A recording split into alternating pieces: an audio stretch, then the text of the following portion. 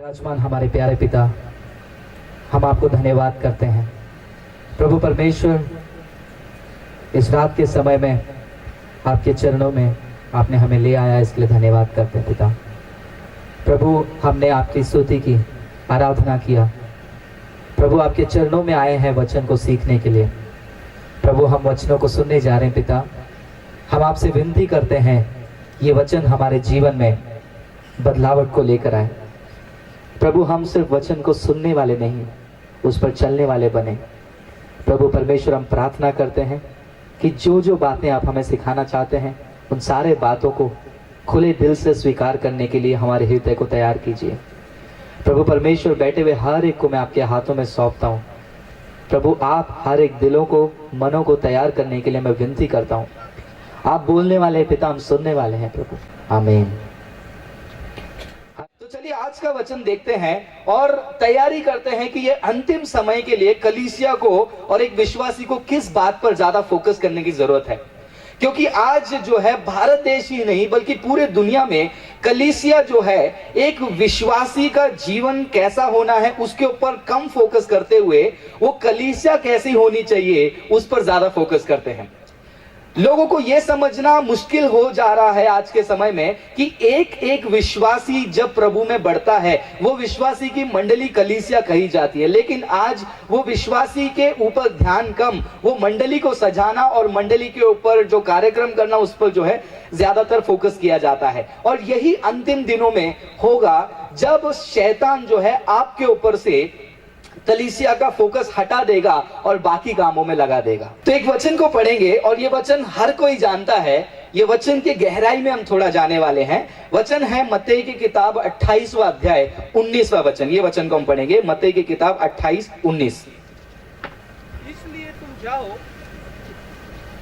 इसलिए तुम जाओ सब जातियों को, इसीलिए तुम जाओ सब जातियों के लोगों को चेला बनाओ, सब जाति के लोगों को चेला बनाओ। बस हो गया ब्रदर, अब यहाँ पर रुकेंगे। ये वचन ऐसा कोई है यहाँ पर किसी ने नहीं सुना है? हर किसी ने सुना है, बराबर। हर कोई कलीसिया में, हर कोई मीटिंग में, हर कोई छोटे छोटे प्रोग्राम्स में वहां पर ये वचन को बार बार कहा जाता है कि तुम जाओ सभी जाति के लोगों को क्या बनाओ? चेला बनाओ। आज यही शब्द के ऊपर हम फोकस करने वाले हैं आज और कल में। और जवानों का सभा जो कल होगा उसमें भी जो है हम एक विशेष व्यक्ति के बारे में बात करने वाले हैं, क्योंकि पास्टर साहब ने उस व्यक्ति के बारे में बात करने के लिए कहा कि आप ये कैरेक्टर बाइबल में जो है उनके बारे में बात कीजिए। जब मैं संदेश को निकाल रहा था, 3 अलग अलग संदेश हैं आज के लिए, कल जवानों के लिए, कल शाम के लिए, लेकिन परमेश्वर के आत्मा ने कैसे ना कैसे तीनों संदेश को जो है एक साथ जोड़ दिया जब मैं तैयारी कर रहा था। तो यहां पर आज हम देखने वाले हैं चेला बनाओ। अब ये जो चेला बनाने की प्रक्रिया है इसके ऊपर से जो है भारत देश में ही नहीं बल्कि पूरे दुनिया में क्या कर रहा है, कलीसिया का जो है फोकस हटते जा रहा है। क्यों मैं ऐसा कह रहा हूं? क्योंकि आज कलीसिया जो है ज्यादातर इसी चीज को सक्सेस मानती है कि इस सभा में, इस झुंड में या फिर इस प्रेयर मीटिंग में कितने लोग गए थे। आज प्रार्थना सभा का और कलीसिया का सक्सेस किस पे माना जाता है? वो कलीसिया में हम जाते हैं। क्यों जाएंगे वो कलीसिया में? क्योंकि वहां पर 3000 लोग जाते हैं। अरे ये कलीसिया में शायद से पवित्र आत्मा नहीं है, क्यों? ये लोग 10-12 लोग ही जाते हैं। वो कलीसिया में जाएंगे, वहां पर मीटिंग हो रही है, वो पास्टर को बुलाया है, ये सेवक को बुलाया, हम वहां पर जाएंगे, वहां पर परमेश्वर का सामर्थ्य बड़े रीति से काम करेगा। क्यों ऐसा? अरे तुमको पता है वो मीटिंग में 5-5 लाख 6-6 लाख लोग जाते हैं। ये मीटिंग में क्या है, 200, 300, 400, 1000, 2000 इतना ही जाते हैं। तो कलीसिया जो है, modern church is focusing on building, अपने भवन में फोकस कर रही है कि उस भवन में मैं कितने लोगों को भरूंगा। इसीलिए वो लोग क्या कर रहे हैं, क्वालिटी पे ध्यान नहीं दे रहे। किस पे ध्यान दे रहे हैं? क्वांटिटी में ध्यान दे रहे हैं। जब भी आप मार्केट में जाते हैं आपको 2 प्रकार के दुकानदार मिलेंगे। 1 किलो 10 रुपए वाला भी देगा और 1 किलो का सामान 50 रुपए में भी देगा। अब हमें पता करना है कि मुझे कौन सा वाला लेना है, 1 किलो 10 रुपए में मिल रहा है या फिर 1 किलो 50 रुपए में मिल रहा है। आप बोलेंगे कि ब्रदर सस्ता वाला तो खरीदेंगे, लेकिन सस्ता वाला जो खरीदते हैं क्या वाकई में वो क्वालिटी में आता है? नहीं आता है। हम क्या करते हैं, एक एडजस्टमेंट वाला जिंदगी जीते हैं। हम भी बोलते हैं ना, कभी सामान खरीदने जाते हैं, सब्जी खरीदने जाते हैं, घर वालों को क्या बोलते हैं, थोड़ा सा एडजस्ट कर लो, थोड़ा सा सड़ा होगा काट लेंगे, थोड़ा सा बचा हुआ हम खा लेंगे। ये एडजस्टमेंट वाली जो जिंदगी है हमारे लाइफ में, वो मसीहत के अंदर भी आ गई है, वो हमारे आत्मिक जीवन के अंदर भी आ गई है। हम क्या कर रहे हैं, सस्ते में मिल रहा है, इसीलिए हमारे आत्मिकता को भी हम क्या कर रहे हैं, सस्ते में माप रहे हैं। आज बहुत सारी कलीसियाएं, भारत की हो या पूरे दुनिया की हो, वो क्या करते हैं, उनके कलीसिया में जो विश्वासी हैं, उनके लोग हैं, उनका आत्मिकता को सस्ते में मापा जाता है। इसीलिए भर भर के जमा करो, 5 लाख लोग, 20,000 लोग। आज एक बहुत ही बढ़िया कोटेशन मैंने एक देखा, एक पता नहीं कहां का ये घटना है, लेकिन मैंने देखा, बहुत अच्छा लगा मुझे। वहां पर कहा कि हमारे कलीसिया में जो है, हर हफ्ता या फिर लगातार जो है, हम प्रभु भोज नहीं कर पा रहे हैं। तो पूछा क्यों प्रभु भोज नहीं कर पा रहे हैं, तो कहा कि नहीं, एक्चुअली क्या है ना ब्रदर, वो कलीसिया में इतने सारे लोग आते हैं तो थोड़ा सा मुश्किल हो जाता है। तो इन्होंने कहा कि अच्छी बात है, लेकिन दान तो बराबर कलेक्ट कर लेते हैं, तभी तो बोलते नहीं कि इतने सारे लोग आ रहे हैं, हम उन तक पहुंच नहीं पा रहे हैं। तो ये जो गिनती को जोड़ने वाले लोग जो हैं, वो कभी भी क्वालिटी पे फोकस नहीं करेंगे। आज क्रिश्चियनिटी के फॉलोअर ज्यादा हैं और क्राइस्ट के फॉलोअर कम हैं। मसीहत एक धर्म बन गया है। कहने के लिए कहते हैं कि मसीहत धर्म नहीं है, Christianity is not religion, it is a way of life. इसको धर्म परिवर्तन मत बोलो, मन परिवर्तन बोल दो। तो ऐसे अच्छे अच्छे डायलॉग सुनने के लिए मिलते हैं, लेकिन बहुत सारे लोग क्या हो गए हैं, वो किसी धर्म के फॉलोअर थे और बाद में उनको ये धर्म अच्छा लगा, इसके फॉलोअर बन गए। यीशु मसीह ने कभी भी ये नहीं कहा तुम जाओ सभी जाति के लोगों को मेरा फॉलोअर बनाओ।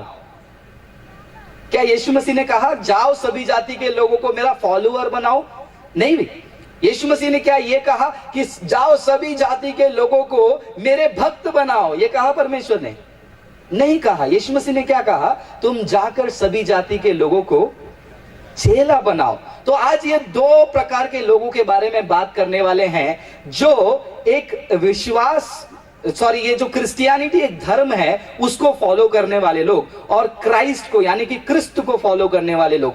क्रिस्त को फॉलो करने वालों में क्या खूबियां होती है वो भी देखेंगे, और जो क्रिश्चियनिटी को फॉलो करते हैं, जो धर्म को फॉलो करते हैं, उनकी खूबियों को भी देखेंगे। और जो एक धर्म को फॉलो करते हैं, जो क्रिश्चियन रिलीजन को फॉलो करते हैं, उनको फॉलोअर कहा जाता है। और जो यीशु मसीह के सिद्धांतों को, शिक्षा को फॉलो करते हैं, उनको कहा जाता है चेला। तो यीशु मसीह ने कहा तुम जाओ सभी जाति के लोगों को क्या बनाओ? चेला बनाओ।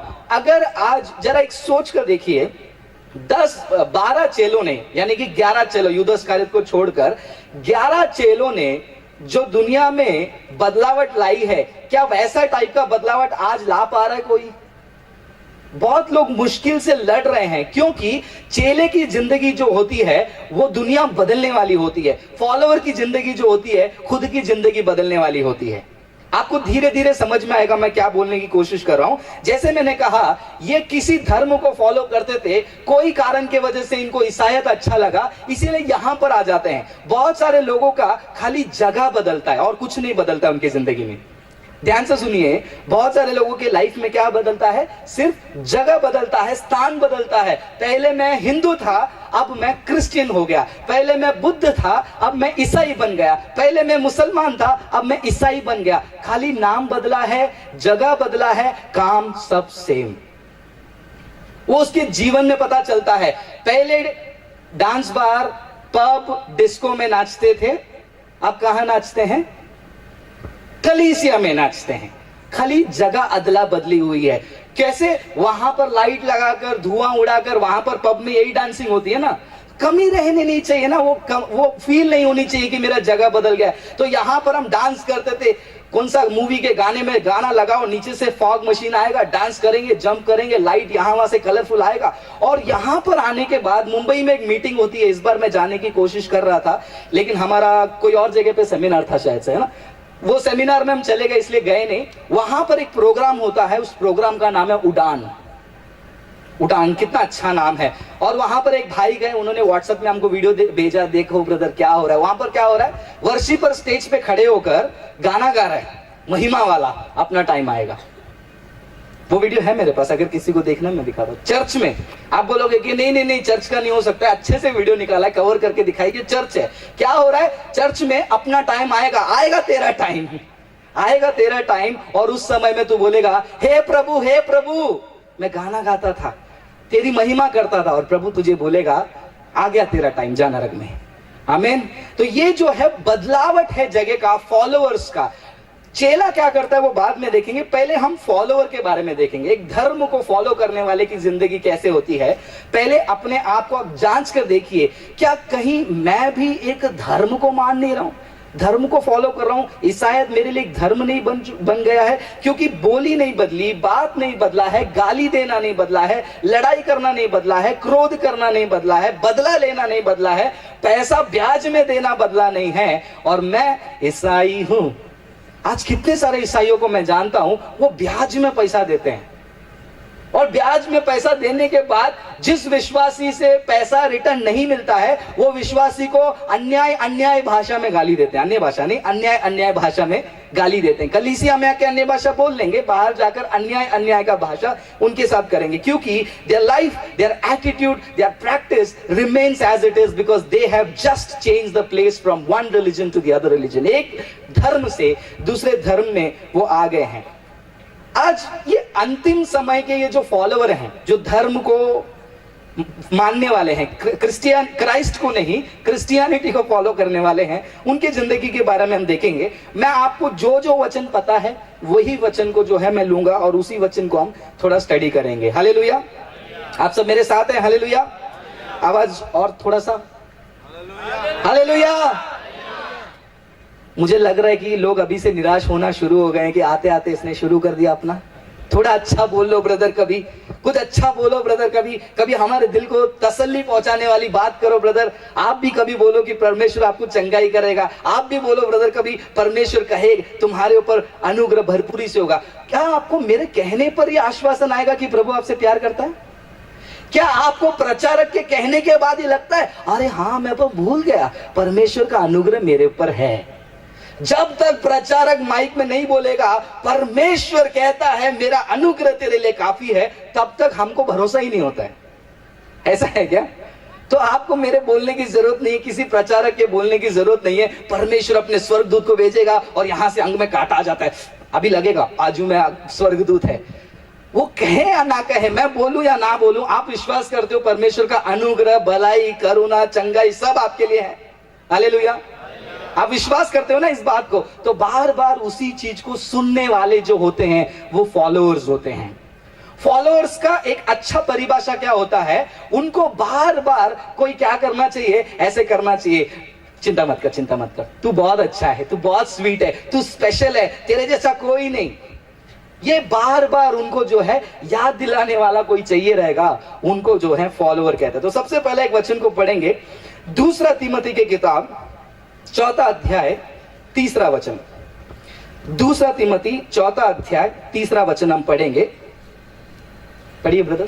क्योंकि ऐसा समय आएगा, ऐसा समय आ गया जब लोग खरा उपदेश न सह सकेंगे। खरा उपदेश वो नहीं सहेंगे, इस पॉइंट के बारे में हम बाद में देखेंगे।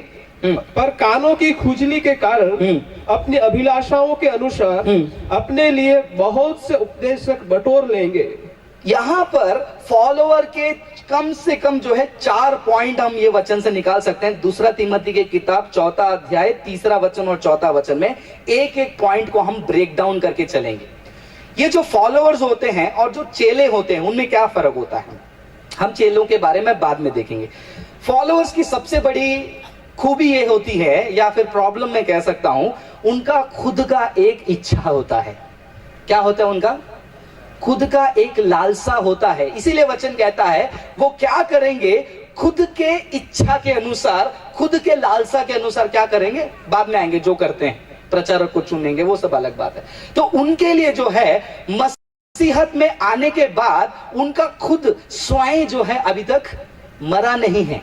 उनका स्वयं यानी कि उनका जो सेल्फ है अभी भी जिंदा है। इसीलिए वो क्या करते हैं पता है, वो अपने इच्छा को रखकर और उसके आधार पर उनका प्रार्थना भी होगा, और उसी के हिसाब से वो क्या करेंगे, उस बातों को तसल्ली देने वालों को वो चुनेंगे। So they will have their own desire. जरा सोच कर देखिए, अब यहाँ पर मैं प्रचार करने आया हूं तो ये मत सोचिए कि फ्रांसिस भाई की जिंदगी में बहुत अच्छा चल रहा है। मेरे परिवार में, मेरे फैमिली में कल रात से 2 दिन से बहुत बड़ा क्लेश है।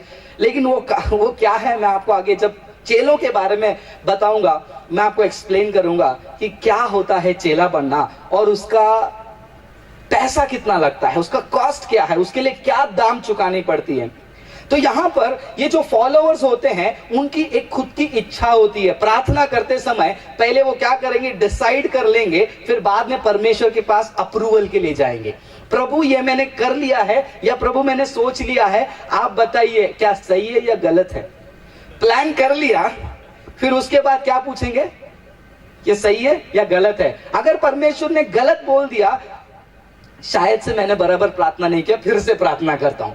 या फिर ये पास्टर ने बोल दिया, शायद से ये पास्टर के पास परमेश्वर बात नहीं करते, मैं दूसरे पास्टर के पास चले जाता हूं। तो ये क्या होते हैं followers, they will have their own desire. मेरी इच्छा, मेरी अपेक्षा, मैं ये चाहता हूं, मैं ये चाहता हूं। तो खुद के इच्छा को जो है हमेशा अपने जीवन में रखते हैं। इसीलिए एक छोटा सा उदाहरण मैं देता हूं, मेरे ही घर का देता हूं। 2 दिन पहले मेरे मम्मी से थोड़ी सी छोटी सी बहस हो गई। अच्छा है कभी कभी छोटा बहस करना बाइबल को लेकर। तो मेरे मम्मी ने कहा कि मैं प्रार्थना कर रही हूं इस बात को लेकर, वो क्यों नहीं होता। तो मैंने बोला, आप प्रार्थना ये बोलकर करती हो कि ये होना है, तो फिर प्रार्थना क्यों किया। तो उन्होंने बोला कि तो फिर मुझे प्रार्थना कैसे करना चाहिए। तो मैंने उनको कहा, प्रार्थना करने का तरीका ये है कि प्रभु आपकी मर्जी क्या है, आपका समय क्या है, ये दोनों को समझने और जो घटना घट रही है उसको सहने की शक्ति हमें दे। ये मेरी प्रार्थना होनी चाहिए। हो सकता है कि आपके पति पियक्कड़ हो सकते हैं या फिर आपके बच्चे बिगड़े हो सकते हैं, कोई भी गलत हो सकता है। ये गलत नहीं है प्रार्थना करना कि प्रभु इनको सुधारो, लेकिन प्रभु अभी के अभी हम जिद करते हैं। ऐसा लगता है कि प्रभु को ज्यादा चिल्लाने से प्रभु आपका काम कर देंगे। आप देखा कुछ प्रार्थना ऐसा होता है, निराश होता हूं वो प्रार्थना को देखकर। ऐसा चिल्लाएंगे और बार बार बोलेंगे, प्रभु करो, यीशु के नाम से करो। प्रभु ठीक है, आपके चिल्लाने से प्रभु बोलेगा ठीक है, मेरा बेटा ज्यादा चिल्ला रहा है, मैं करूं। जब तक परमेश्वर की मर्जी और समय नहीं आता है, परमेश्वर वो कार्य को नहीं करेंगे। ये समझ और ये बुद्धि जो है फॉलोअर्स के अंदर नहीं होती है, इसलिए वो क्या करते हैं, they are driven by their own desires. अपनी इच्छा के अनुसार वो चलते हैं और अपनी इच्छा के अनुसार वो क्या करते हैं। दूसरा पॉइंट है, वो अपने लिए क्या करते हैं, खुद के शिक्षक चुनते हैं। क्या करते हैं, ये फॉलोअर्स की खूबी एक पहली होती है, उनका एक चाहत होता है। दूसरा, वो चाहत को सपोर्ट करने वाला एक प्रचारक को चुनेंगे। उदाहरण के तौर पर इनके जीवन में बहुत तकलीफ हो रही है। आज जैसे स्पेशलिस्ट आते, मालूम है डॉक्टर्स में स्पेशलिटी आती है, कान का डॉक्टर, आंख का डॉक्टर, नाक का डॉक्टर। आज प्रचारकों में भी स्पेशलिस्ट आ गए हैं, हीलिंग स्पेशलिस्ट, प्रोफेसी स्पेशलिस्ट, ये चंगाई के स्पेशलिस्ट हैं। वो प्रचारक को उसी नाम से जाना जाता है। और ये क्या है, ये स्पेशल किस में है, ये भविष्यवाणी करने में स्पेशल है। ये किस लिए स्पेशल है, ये प्रचार करने के लिए स्पेशल है। ये किस लिए स्पेशल है, ये काम के लिए स्पेशल है। लेकिन बाइबल ऐसा क्लासिफिकेशन हमको नहीं देता है। बाइबल कहती है मरकुस की किताब में, जितनों ने विश्वास किया है परमेश्वर ने उनको संतान बनाया है, और जो कोई प्रभु पर विश्वास करता है वो सारे चिन्ह चमत्कार करने के लिए परमेश्वर ने उनको सामर्थ्य दिया है। हालेलुया। लेकिन ये लोग क्या करते हैं पता है, फॉलोअर्स, अनुयायी कहते हैं ना उसको हिंदी में, ब्रदर फॉलोअर्स को। ये अनुयायी और डिसाइपल, चेलों में यही फर्क है कि वो खुद का इच्छा आगे रखते हैं। दूसरा, खुद के लिए शिक्षक चुनेंगे। वचन यही कहता है ना, खुद के लिए सेल्फ अपॉइंट करते हैं। ये प्रचारक को मैं सुनूंगा, ये प्रचारक को मैं सुनूंगा। जरा सोच कर देखिए, क्या आप में से ऐसा कोई बैठे हैं कि मैं यही प्रचारक को सुनूंगा। अगर आपने ये सोच के रखा है कि मैं फ्रांसिस को ही सुनूंगा, आप डिसाइपल नहीं बनने वाले हैं। अगर आपको लगता है कि फ्रांसिस भाई माइक पकड़ के बात कर रहे हैं, मैं इनके प्रचार के अलावा कोई और प्रचार नहीं सुनूंगा, आप कहीं ना कहीं उस रास्ते से हटकर जिस फॉलोअर के बारे में बात कर रहा हूं वहीं पर आप भी गिर रहे हो। तो आप, बहुत सारे लोग मुझे पूछते हैं, क्या ब्रदर तो प्रचारक को चुनना नहीं चाहिए? तो आप बताइए, आप पूरे भारत में ये प्रचारक सही नहीं है, वो प्रचारक सही नहीं है, आप सबके बारे में बोलते हो, तो आप बताइए हम कौन से प्रचारक को सुने? मैं हमेशा उनको पर्सनली जाके पूछने का सोचता हूं, तुम्हारे कलीसिया में पास्टर नहीं है क्या? आपको क्यों एक फेमस पास्टर चाहिए? वो बोलेगा तो ही मैं सुनूंगा। क्यों, आपके स्थानीय कलीसिया का क्या हुआ? देखिए, मैं यही कह रहा हूं, शैतान बहुत चालाक है। वो जो कलीसिया के अंदर चेला बनाने का जो प्रतिक्रिया होता है, चेला बनाने का जो काम होता है, वो काम को किस प्रकार तोड़ रहा है और एक इंसान को फॉलोअर बना रहा है। वो क्रिश्चियन रिलीजन का फॉलोअर है, बल्कि क्राइस्ट का फॉलोअर नहीं बन रहा है। अगला पॉइंट वो क्या है, उनका क्राइटेरिया क्या है। अभी प्रचारक को भी कैसे चुनेंगे मैं बताता हूं। पहला खुद का इच्छा होगा, दूसरा प्रचारकों को चुनेंगे। और प्रचारकों को कैसे चुनेंगे पता है? पढ़िए ब्रदर, वो 2 तीमोथी 4 अध्याय फिर से एक बार पढ़िए। और अपने कान सत्य से फेर कर कथा कहानियों पर लगाएंगे। नहीं, तीसरा वचन, क्योंकि ऐसा समय आएगा जब लोग खरा उपदेश न सह सकेंगे, परंतु कानों की खुजली के कारण अपनी अभिलाषाओं के अनुसार अपने लिए बहुत से उपदेशक बटोर लेंगे और अपने कान सत्य से फेर कर कथा कहानियों पर लगाएंगे। तो यहाँ पर तीसरा पॉइंट हम देख रहे हैं, वो क्या करेंगे? अपने अभिलाषाओं को सूट करने के लिए। बहुत सारे लोगों को सच्चाई नहीं सुनना है, ये ध्यान से सुनिए आप। अगर आपको लगता है कि मसीहत में आने वाले सब लोग सच्चाई में चल रहे हैं, आज भारत का भविष्य बहुत अच्छा होता। अगर आपको लगता है कि सब लोग सच्चाई को मानते हैं, या फिर आपको लगता है कि वो ट्रूथ को फॉलो करते हैं, ऐसा नहीं है।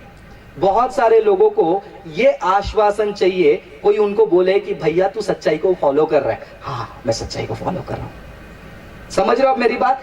बहुत सारे लोगों को सच्चाई नहीं सुनना है, बल्कि ये सुनना है कि हाँ तुम सच्चाई को फॉलो कर रहे हो, तो जो तुम फॉलो कर रहे हो वो सच है। ये सुनाने वाला कोई उनको मिल गया तो सब कुछ अच्छा है।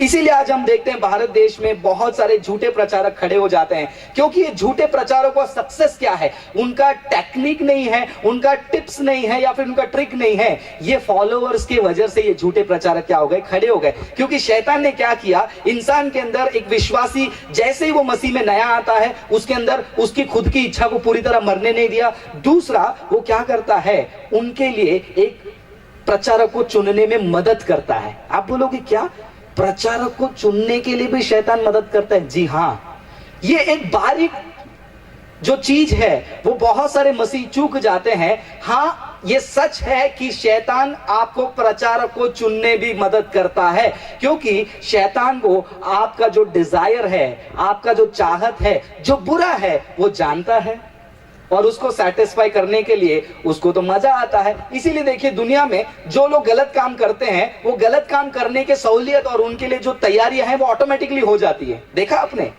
और मसीहत में यही है कि झूठे प्रचारक बढ़ने का कारण ये डिसाइपल्स नहीं है, ये चेले नहीं है, ये जो फॉलोअर्स हैं, जो अपनी इच्छा और उनके पैशन को सूट करने जैसे एक प्रचारक को चुन लेंगे। क्यों चुनते हैं मैं वो भी बताता हूं। क्या सुनना पसंद करते हैं ये लोग? 4 वचन फिर से पढ़िए ब्रदर। और अपने कान सत्य से फेर कर कथा कहानियों पर लगाएंगे। कथा कहानियों पर लगाएंगे। जब मैंने इसको ग्रीक में स्टडी किया तो मुझे पता चला फैंसी थिंग्स, फैंसी मतलब जो सुनने में अच्छा लगता है। इसीलिए आज इंटरनेट के द्वारा भी शैतान जो है बहुत सारे लोगों को माइंड को पकड़ लिया। देखिए, ऋतिक रोशन का पेट दर्द को परमेश्वर ने दूर किया, फोटो लग गया, अरे वाह, ओपन करो और देखो क्या हुआ ऋतिक रोशन के साथ। जॉनी लीवर ने यीशु के बारे में क्या बोला? केजरीवाल जी ने कहा यीशु मसीह के लिए, यीशु मसीह के जैसे हम सेवा करते हैं। हम उस चीज को लेकर इतने भावुक हो जाते हैं, इतने इमोशनल हो जाते हैं, हम बोलते हैं अरे वाह, और उसी के पीछे भागते हैं। आज बहुत सारे लोगों को टेस्टिमनी जो है जीवन बदलने के लिए सुनना नहीं होता है। मैं ये सच बात बता रहा हूं, ये कुछ लोगों को बुरा लगेगा, इसके लिए गालियां भी पड़ेंगी मेरे को, लेकिन सच ये है कि बहुत सारे लोग आज गवाही जो है ना, अपने जीवन में परिवर्तन लाने के लिए सुनते हैं, लेकिन बहुत कम है। लेकिन ज्यादातर लोग क्यों सुनते वाले में? मजा आता है। ब्रदर, आपकी गवाही क्या है? मैं एक्चुअली ना एक अविश्वासी परिवार से आता हूं और प्रभु यीशु मसीह ने मेरा उद्धार किया, बस। हाँ, लेकिन अगर गवाही ऐसी है, मैं ऐसे परिवार से था, मैं गुंडा था, मैं चाकू लेकर रात को 1:30 बजे घूम रहा था, एक बार आके मैं को मारने गया, किसी ने मेरा हाथ पकड़ा, दूसरे बार मेरा हाथ पकड़ा, हम बोलेंगे आगे बताओ, आगे बताओ, और क्या हो रहा है? मजा आ रहा है सुनने में। तो हमारा जो माइंड है वो किस प्रकार काम करता है, कई बार उसको समझने के लिए हम चूक जाते हैं। अगर आपका माइंड थ्रिल, एक्साइटमेंट, क्यूरियोसिटी, आगे जानने के लिए देखिए क्या होगा, ऐसे वाली जिंदगी जी रहे हो, तो आप चेला बनते होंगे, लेकिन ज्यादातर आपके अंदर किसकी खूबी आ रही है? एक फॉलोअर की खूबी आती है। क्योंकि वचन कहता है वो कथाओं पर और कहानियों पर क्या करेंगे? ज्यादा कान लगाएंगे। इसीलिए देखो, आज बहुत सारे प्रचारक जब भी कुछ नया सिखाने आएंगे, एक प्रचारक है, वो प्रचारक जब भी उनकी मीटिंग होती है हॉल में होती है, ओपनली भी होती है, लेकिन हॉल में जब होती है मोबाइल फोन छीन लेते हैं। आपने सुना है वो प्रचारक के बारे में? नहीं सुना है। वो सबका मोबाइल छीन लेंगे। आप बोलेंगे ब्रदर आपको कैसे पता? क्योंकि हमारे भी कुछ ब्रदर हैं, वो जाते हैं देखने के लिए ये क्या करते हैं।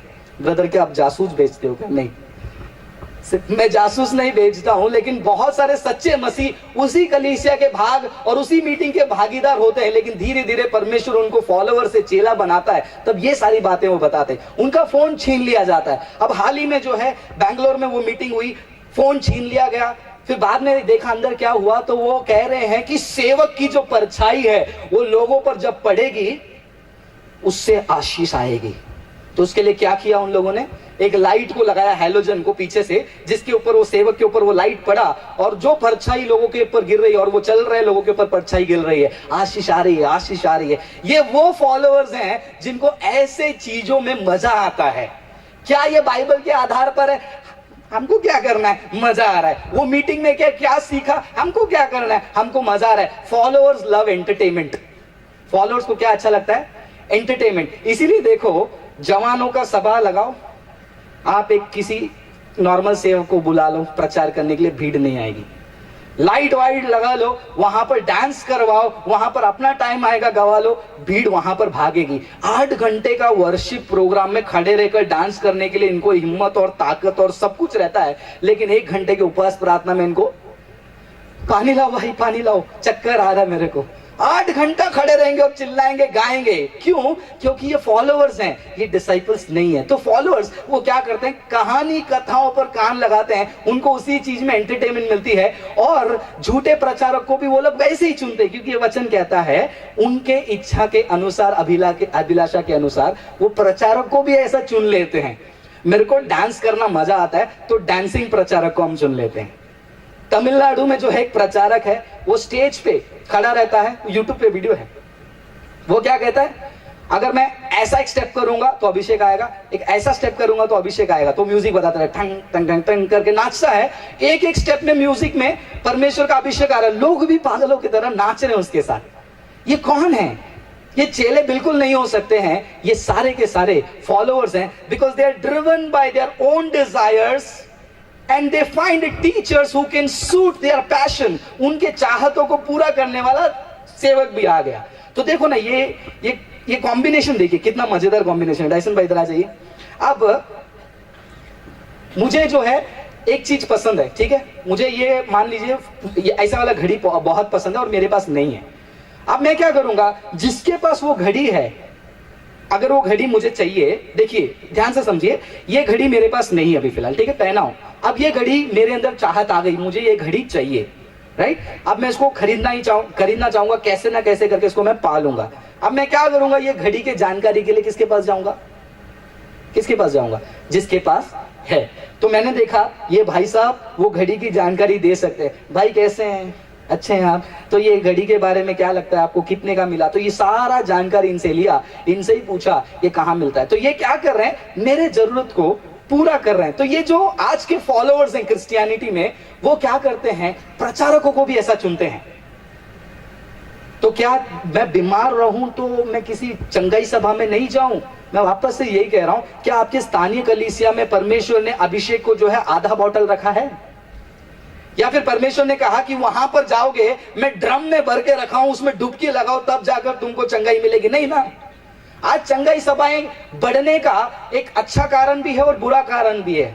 बुरा कारण अभी मैं बता रहा हूं, अच्छा कारण यह है कि लोगों को लग रहा है कि ये क्रिश्चियन लोग जो है क्या ढोंग कर रहे हैं। देखो, आप बोलोगे उसको अच्छा कार्य बोल रहे हो या बुरा कार्य बोल रहे हो? समझदार को इशारा काफी है।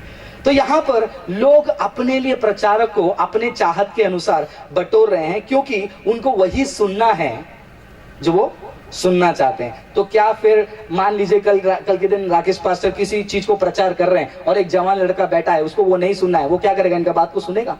नहीं। आज मैंने फेसबुक में एक पोस्ट डाला है कि भैया डेटिंग करना बाइबल के हिसाब से गलत है। तो एक लड़का आ गया, 100% 20 साल से भी कम रहेगा, वो आके मेरे से लड़ाई करना शुरू कर दिया। बोलते कि आप कैसे बोल सकते हो डेटिंग करना गलत है, तुमको उतना नॉलेज नहीं है, ये नहीं है, वो नहीं है, मैं तुमसे डिसएग्री करता हूं। तो जब तक प्रचारक उनके कानों की खुजली के अनुसार बोलेगा, तब तक वो क्या करेंगे, उसको सुनेंगे और उसके बाद वो प्रचारक को बदल लेंगे, जाएंगे वो कलीसिया में, लेकिन सुनेंगे किसी और को। लोग बोलते हैं कि उनका मैं पूरा नहीं सुनता हूं, थोड़ा ही सुनता हूं। बाइबल कहती है कि थोड़ा पाप कर लो चलेगा, है ना? बाइबल यही कहती है ना? नहीं, बाइबल ये कहती है कि पाप आपको दंड लाकर देगा। तो ये फॉलोवर की खूबी होती है। सबसे पहला खुद की इच्छा, दूसरा खुद के लिए शिक्षक चुनेंगे। तो जरा सोच कर देखिए, क्या आपने आपके लिए खुद के लिए कोई शिक्षक चुन के रखा है? जब आप खुद के लिए एक शिक्षक चुन के रखते हो, उसके बारे में बोले कोई तो आपको सीधा दिल पे लगेगा। यही गांव से कुछ ब्रदर्स हैं जिन्होंने मेरा पोस्टर बना के मुझे फेमस किया था फेसबुक में वगैरह। मेरा एक फोटो लिया मेरे पर्सनल अकाउंट से, मेरे ऊपर एक लाल कलर का स्टिकर लगाया फोटो में और लिखा कि ये फ्रांसिस बाबा यूट्यूब वाले कहां चले गए, और डाल दिया फेसबुक में। क्यों? क्योंकि वो कलीसिया में, जिस कलीसिया में जाते हैं, वहां के सेवक के बारे में हमने कुछ कहा तो फॉलोअर में गुस्सा भड़क जाता है। कब? तुमने मेरे प्रचारक के बारे में कैसे बात किया। माइंड पहले ये नहीं सोचेगा क्या बोला, पहला पूछेंगे क्यों बोला। इसीलिए आज जब भी देखिए झूठे प्रचारकों के बारे में कोई भी कुछ भी बोले, लोग सड़कों पे उतर जाते हैं, क्योंकि वो लोग चाहते हैं कि उनके ऊपर कोई अथॉरिटी रहे, वो बोले तो वो करेंगे। इसीलिए अभी किसी कॉमेडी में कुछ हो गया था ना, किसी ने हालेलुया शब्द को गलत बोल दिया, क्या हंगामा हो गया। वाह, इतने लोग सड़क पे, इतने लोग चिल्ला रहे हैं, इतने लोग गुस्सा दिखा रहे हैं, पुतला बना के जला रहे हैं। मैं बोला यार, इतना जोश अगर सुसमाचार बांटने में एकता दिखाते लोग, मसीहों को परसिक्यूट किया जाता है, गांव में पास्टरों को मारा जाता है, गांव में कलीसिया को तोड़ा जाता है, तब कोई सड़क पर नहीं उतरेगा। लेकिन किसी ने बोल दिया, किसी ने बोल दिया। क्या बोल दिया? क्योंकि अपने लिए एक प्रचारक चुन लेंगे। तुम्हारी हिम्मत कैसे हुई, तुमने हालेलुया के बारे में गलत बोला। अपने लिए एक पकड़ लिया। अब उसने जो बोला मैं उसको क्या करूंगा? फॉलो करूंगा। एक ने मेरे को कमेंट में बताया, तुम हमारे पास्टर पॉल दिनकर के बारे में कुछ नहीं बोलना, वो गलत हो ही नहीं सकते। बोला वाह, ये तो बढ़िया है। हमने क्लियरली हमारे चैनल में कितने बार बताया, 2019 के लिए जो भविष्यवाणी की है वो सब कुछ फेल हो गया है। गवर्नमेंट चेंज होगी, भविष्यवाणी की, फेल हो गई। भारत में आर्थिक स्थिति बदलेगी, इंप्रूव होगी, नहीं हुई। सोने का दाम बढ़ेगा, नहीं बढ़ा। टूरिज्म में बढ़ावा आएगा, नहीं आया। प्रोडक्ट सस्ते होंगे, उल्टा महंगाई बढ़ गई। ऐसे 5-6 भविष्यवाणी को मैंने अपने YouTube चैनल में डाला, फिर भी लोग उनको छोड़कर वो क्या कर रहे हैं, अरे योना का भी भविष्यवाणी पूरा नहीं हुआ था ना, योना का भविष्यवाणी अधूरा नहीं था। योना को परमेश्वर ने कहा यदि लोग मन फिराएंगे तो उनके ऊपर मैं क्या करूंगा? दया करूंगा। तो ये जो फॉलोअर्स होते हैं उनको मजा आता है। अगर समझो यहां पर खड़े रहकर मैं माइक पकड़ के बोलूं 2020, ब्रदर परमेश्वर आपको कह रहा है कि इस साल आप एक जैकेट के साथ हो, अगले साल आप 3 जैकेट के साथ आओगे। ब्रदर कांपेंगे और हालेलुया बोलेंगे। वो पवित्र आत्मा नहीं है, वो अंदर एक बोलते ना, वो इनो इफेक्ट आ जाता है। ये हर जगह होता है, क्योंकि मैं कॉर्पोरेट ट्रेनिंग में काम करता हूं, मैं कॉर्पोरेट कंपनी में काम करता हूं, इसलिए मुझे पता है लोगों के बीच में किस प्रकार बोला जाए तो लोगों के अंदर जोश आता है। तो ये लोगों को यही सुनना है, क्योंकि उनको मजा आता है। और वो लोग क्या करते हैं, अपने लिए एक अधिकार, एक सेलिब्रिटी को क्या कर लेते हैं, अपने लिए एक शिक्षक बना के रख लेते हैं, और वो जो कहेगा वो लोग वही करेंगे। उसने बोला कि गलत, सड़क पे उतरो, तो सड़क पे उतरेंगे। हम क्या करेंगे? लोगों की बीच में नफरत को फैलाएंगे। मसीहत की एकता जरूरी है। भाई फ्रांसिस, तुम हमेशा मसीहत में एकता तोड़ने की बात करते हो। मैं जिस एकता के बारे में बात कर रहा हूं वो बिब्लिकल एकता है, लेकिन जिस एकता के बारे में दुनिया बात कर रही है वो एकता से बहुत प्यार करता है शैतान। शैतान चाहता है कि गलत गलत शिक्षा देने वाले, गलत गलत काम करने वाले एक हो जाए, क्योंकि जब वो एक हो जाएंगे तो बचे कुचे हुए उनके आवाज को तो इजीली दबा दिया जाएगा। Praise the Lord. जो जाग रहे हैं, प्रेज द लॉर्ड, आमीन। पता नहीं कितने लोगों को बुरा लग रहा है प्रचार से, लेकिन अंतिम समय के लिए हमको ये तैयारी करनी है। जरा सोच के देखना, यहाँ पर बैठे हुए में हम में से कितने लोग फॉलोअर्स, अनुयायी बने हैं। अगर ये खूबियां कहीं ना कहीं थोड़ा भी आपके अंदर चिपका हुआ है तो सोचिए, आपको प्रार्थना करने की जरूरत है, आपको दुख के साथ परमेश्वर के चरणों में आने की जरूरत है। क्योंकि ये जो क्रिश्चियंस होते हैं, ये जो फॉलोअर्स होते हैं, वो इमोशनल होते हैं। हर बात में इमोशनल हो जाते हैं, हर बात पे इमोशनल हो जाते हैं। क्यों, मैं बताता हूं। एक बार ऐसे एक प्रचारक प्रचार कर रहे थे, बहुत अच्छा एग्जाम्पल मैं दे रहा हूँ, आपको अच्छा लगेगा सुनकर। वो प्रचार कर रहे थे कि किस प्रकार पति और पत्नी के बीच में झगड़ा हो रहा था, और नहीं, अच्छे पति पत्नी थे और कहीं वो घूमने गए थे, और वो घूमने के समय में कुछ तो बाढ़ आया या फिर पहाड़ से वो नीचे स्लिप हो गए, तो वो पत्नी जो है उनके पति के हाथ को पकड़ के रो रही थी कि मुझे बचा लो। और प्रचारक जिस तरीके से बोल रहे थे, मैं ऐसा घूम घूम के देख रहा हूँ, सब लोग आंसू में, सब रो रहे हैं। वो पत्नी चिल्ला रही है मुझे मत छोड़ना। वो प्रचारक भी एकदम धुएंधार प्रचारक है, मस्त स्टोरी अच्छा बोलते हैं, मस्त प्रचार किया। सब रो रहे हैं, सब सामने बैठे वाले, नीचे बैठे वाले, साइड वाले, अंकल आंटी बच्चे सब रो रहे हैं। और वो पूरा स्टोरी बनाया उन्होंने कि वो नीचे गिरने वाली है, उसका हाथ अभी छूटने वाला है, वो पति को देख के बोल रही है कि मुझे मत छोड़ना मत छोड़ना। सब रो रहे हैं और आखिर में उसके पति ने उसको छोड़ दिया, लेकिन प्रभु आपको नहीं छोड़ेगा। ये सब एक्सप्लेनेशन वाले लोग अच्छे से रोए, बोला बहुत बढ़िया। जैसे रो के खत्म हुआ, आंसू पोछे सब लोग, और वही प्रचारक ने कंटिन्यू करते हुए यीशु मसीह के क्रूस के बारे में बात किया, यीशु मसीह मरे उसके बारे में बात किया, यीशु मसीह हमारे लिए जान दिए उसके बारे में बात किया। लेकिन एक के आंखों से आंसू क्या, जो लोग रो रहे थे वो झपकियां ले रहे थे। ये फर्क है फॉलोअर में और चेला में, क्योंकि आज प्रचारक भी ऐसे होते हैं, प्रचार भी ऐसे ही चाहिए, लोगों को मजा आना चाहिए, यहाँ की कहानी बताएंगे, वहां की कहानी बताएंगे। लेकिन जरा सोच कर देखिए, क्या हमें भी ऐसा लगता है, क्या प्रचार को सुनते समय हमें आपको नींद आ रही है और बाकी कहानी सुनने के टाइम पे आपको मजा आ रहा है? आप चेले नहीं बल्कि फॉलोअर हैं, सुधारने का समय है। बहुत जगह पे ऐसा होता है, प्रचार हो रही है, 10 मिनट के अंदर आंख लग जाती है, लेकिन वहां पर प्रचार के अलावा कहानी हो, टेस्टिमनी हो, मजा आता है सुनने के लिए। देखिए हमारे माइंड को हमने कैसा ट्रेन करके रखा है, और शैतान को तो मजा आता है इसी चीज में। ये एक 5वां पॉइंट है कि they expect authority to interpret. वो चाहते हैं कि कोई हमारे लिए वचन बताए, कोई हमारे ऊपर हाथ रखे, तब जाकर मेरे जीवन में बदलावट आएगा। परमेश्वर ने आपको डायरेक्ट अधिकार दिया है, परमेश्वर ने आपको सीधा सीधा हाथ में अधिकार दिया है, परमेश्वर ने आपके हाथ में बाइबल दिया है, लेकिन फिर भी हम खोलकर उसको क्या नहीं करना चाहते हैं, पढ़ना नहीं चाहते हैं। क्योंकि जब इसको ओपन करेंगे, झूठ तो बाहर निकल जाएगा, सच अलग अलग हो जाएगा, लेकिन नहीं पढ़ना है। क्योंकि मेरा भरोसा तू ही है। कौन? एक प्रचारक। इसलिए मैं लोगों को कहता हूं, जब भी आप मुझे मिलने आओगे, ये बात को कभी नहीं कहना कि ब्रदर मैं आपका फैन हूं, मैं आपका फॉलोअर हूं, मुझे गुस्सा आएगा तो मेरे से उम्र में छोटे तो कान घुमा दूंगा, बड़े रहेंगे तो बोलूंगा कि ब्रदर ये मत बोलो। क्योंकि यहां पर एक सेवक, एक प्रचारक फॉलोअर फैन बनाने के लिए नहीं बल्कि चेले बनाने के लिए बुलाया गया है। लेकिन यहां पर फॉलोअर की वजह से, इसीलिए जब एक ने एक के बारे में बोला, सब यहां पर चले जाते हैं। देखिए रॉबिन अल्मेडा ने किसी एक के बारे में बोला, वो भड़क गया, उसने वीडियो बनाया, तुम किसके बारे में, तुम तो क्रिटिसिज्म सह नहीं सकते, लड़ाई चालू है। परमेश्वर के वचन के लिए मैदान में क्यों नहीं उतरते? 100 हजारों में जाकर आपने कहा कि भारती सिंह माफी मांगो, भारती सिंह माफी मांगो, वो 100,000 लोग कितने बार सड़क में उतर कर कहते हैं यीशु आपसे प्यार करता है, आ जाओ ट्रैक्स बांटने जाएंगे? नहीं, क्योंकि उनको ये करने में मजा आता है। फॉलोअर को पता नहीं होता है कि वो क्या कर रहे हैं, लेकिन करते हैं। फॉलोअर जो सुना वो करेंगे, क्या सुना नहीं मालूम। आज भारत देश में आप देख ही रहे हो ना, मैं किसी पार्टी का नाम नहीं लेना चाहता हूं, कोई पॉलिटिक्स के बारे में बहुत बोलना नहीं चाहूंगा, लेकिन आप जानते हो जब भी पॉलिटिक्स की बात आती है, कोई भी पार्टी का हो, उसको फॉलो करने वाला क्या हो रहा है वो नहीं समझेगा। कितने वीडियो देख ली होगी आपने, उसको पकड़ता है रिपोर्टर, बता किसके लिए तुम ये बात कर रहे हो, उसको ही नहीं पता होता है, नहीं पता।